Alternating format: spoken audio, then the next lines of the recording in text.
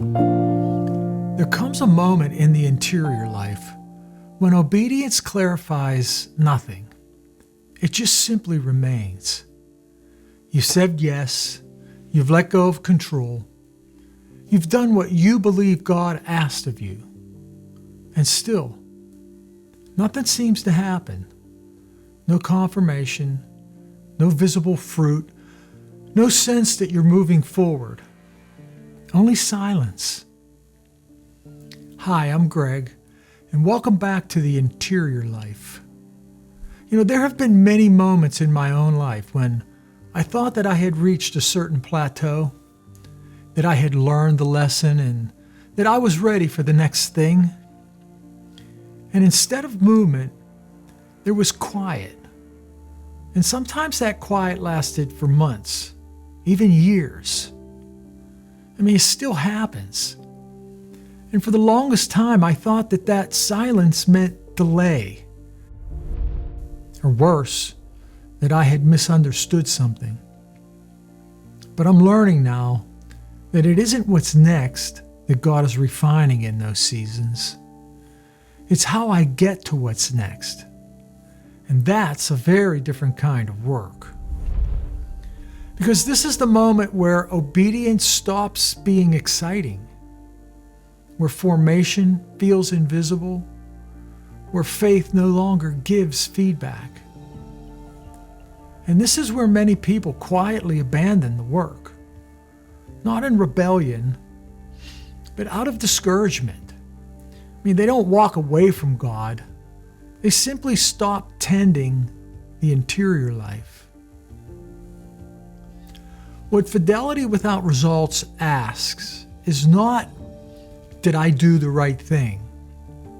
But will I remain, even without proof? I find myself returning to my journals in these seasons, reading words I wrote years ago. And sometimes I laugh and think, what was I even thinking back then? The answers feel so obvious now. But they weren't obvious then. And that's the whole point. The growth didn't announce itself. It lay hidden in the margins.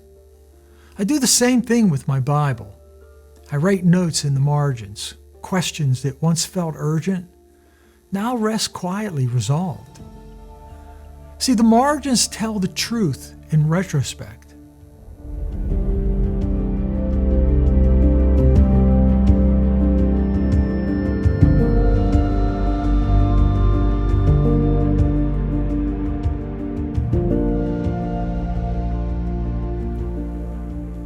And I realize without intending to, I'm leaving breadcrumbs for myself and maybe one day for my kids. Not lessons, not conclusions, just evidence that God was faithful, even when I couldn't see it at the time. In this season, I'm realizing something quietly humbling. I am benefiting far more than any reward could possibly offer.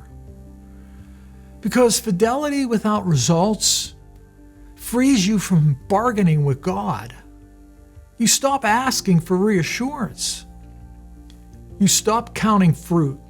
You stop needing proof that your obedience mattered. See, you just stay, not because it feels productive, but because it's true. And when I ask myself, where else would I go? Well, the answer's simple. God holds the keys to eternal life. The feedback is there, but it doesn't come as affirmation. It comes as silence that teaches, as joy found in helping others without being noticed, as a slow reordering of desire. There comes a moment when obedience clarifies nothing. It simply remains. And deep within my soul, it still remains. This desperate desire for change, held patiently inside a faith that has learned how to stay, has learned how to be humble, has learned how to just be content with itself. This is not stagnation. This is fidelity. And fidelity, when it exists without results, well, it's one of the purest forms of love.